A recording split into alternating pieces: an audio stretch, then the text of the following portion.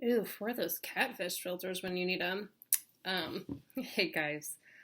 So I'm still technically symptomatic. It has been 7 days since my first positive COVID test. And because I am being a responsible adult during a global pandemic, I will not be coming into school again. Even though I hate writing subplans more than just about anything. Because I don't know how much longer I'm going to be symptomatic, I have decided that you guys cannot turn your art class into uh, a movie appreciation class as much as I'm sure some of you would like that. We do have projects that we need to get through, and so here's the game plan moving forward for today. Mixed media. You guys have my permission now to get started on your painting stuff. I don't like having paint stuff out while I'm not there for a multitude of reasons, but the big reason is the acrylic paint that we are using for your projects is permanent.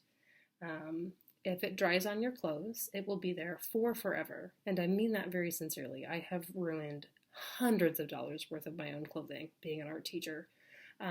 It's okay if you get it and you wash it out while it's still wet, but if it dries, it's there and it won't come off. So be really, really, really super careful with the paint. Some more paint expectations. Because acrylic paint is permanent and we ruin hundreds of dollars of paintbrushes every year because middle school students, that's you guys, are too lazy to clean up after themselves. And I hate it, but I need to make you responsible for cleaning up after yourselves. If acrylic paint dries and the paintbrush bristles, they're done. It's really, really, really, really, really hard to get out. There are some tips and tricks that you can use to use isopropyl alcohol to soak them out and stuff, but it takes a long time, and you could just wash them correctly the first time. So when you use paintbrushes, you need to wash them with soap and water and like scrub them clean, like all the way clean, until the water runs all the way clear. You need to make sure that you do that for all the paintbrushes. It's not a suggestion, it's a way that we're maintaining the studio space.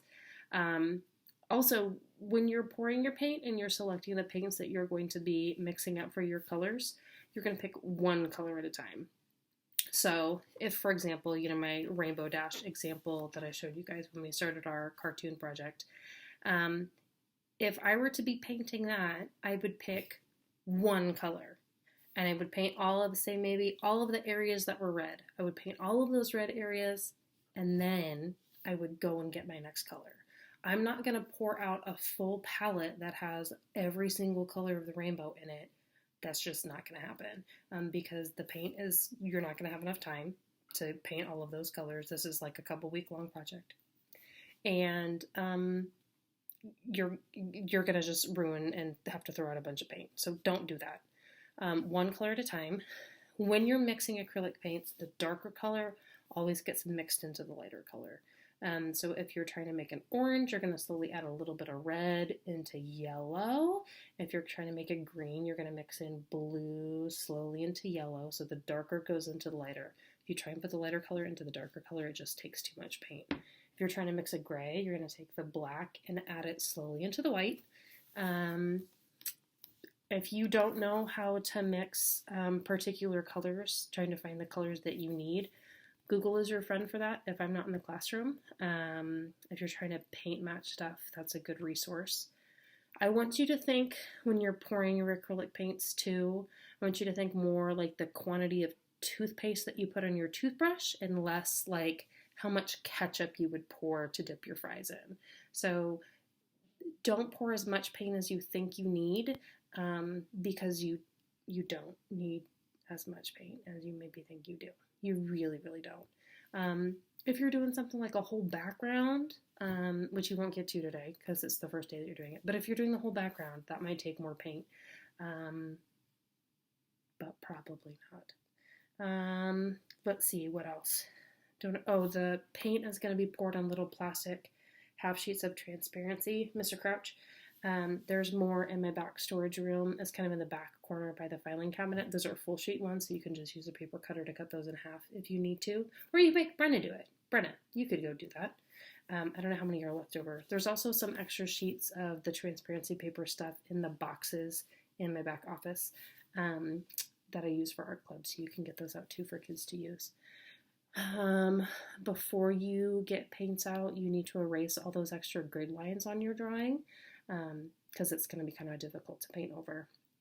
The particular acrylic paints that we have, the yellow, the white, and the red tend to be kind of transparent.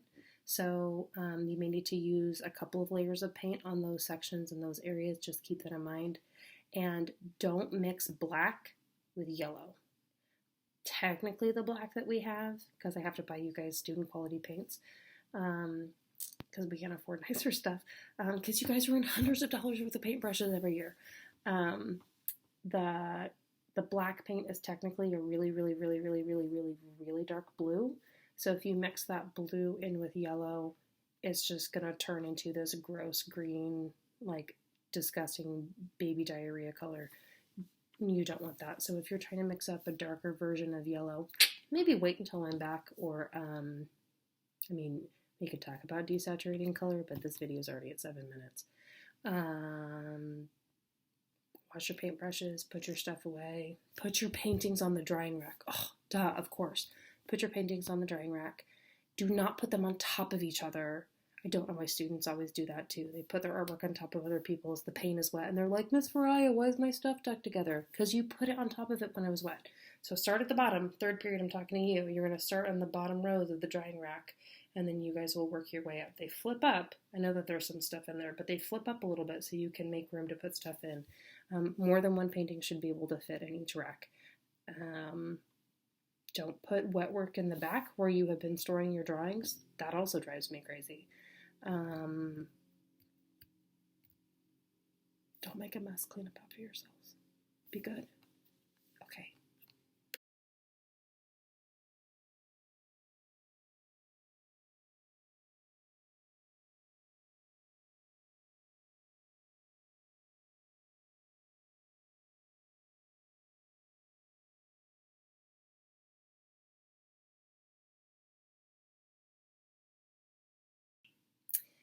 Man, I'm so sad that some of you guys have to watch me twice.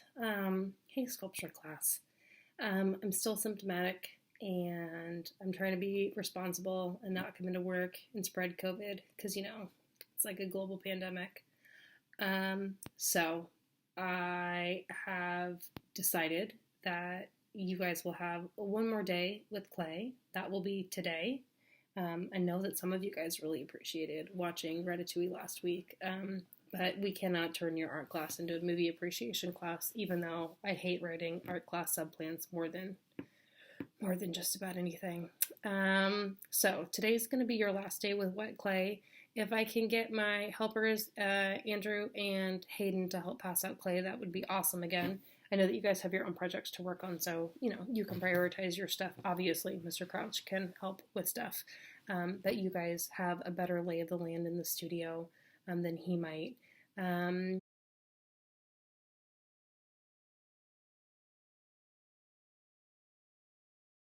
So grading rubrics are still in the red folder up front. Remember, you guys need to fill those out when you finish your projects. Make sure it's got like the right title up on top. So if it's your coil project, fill out the coil grading rubric. If it's your animal project, fill out the animal grading rubric. Walk finished pieces out to the kiln room. If it's hollow, make sure that there's a hole in it. Put your initials on it.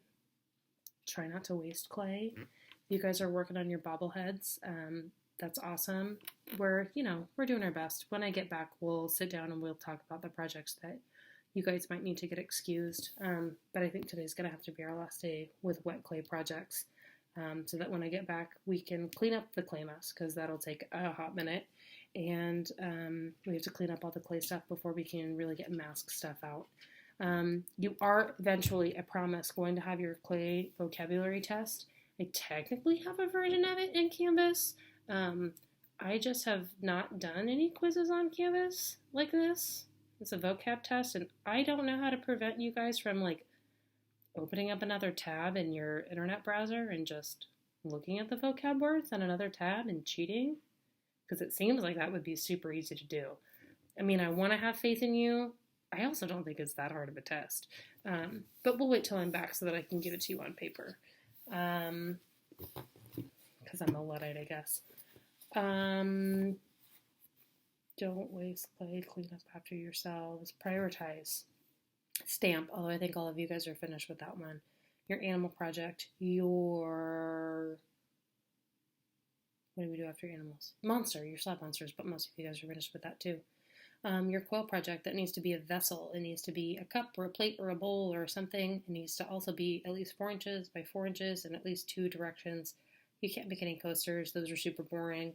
Artist bobbleheads, even if you guys didn't get a chance to make those in clay, or like you feel like you don't have enough time to work on those, because I've been gone for a week, then you still need to finish the artist like thing, the biography sheet of paper. That's actually where most of the points for your project are going to come from. And then also, hopefully, when I'm back and feeling better, like the second I get there, I'll throw as many things into the kiln as I can, because they had better be dry by now. And so we'll have lots of stuff to glaze when I get back too.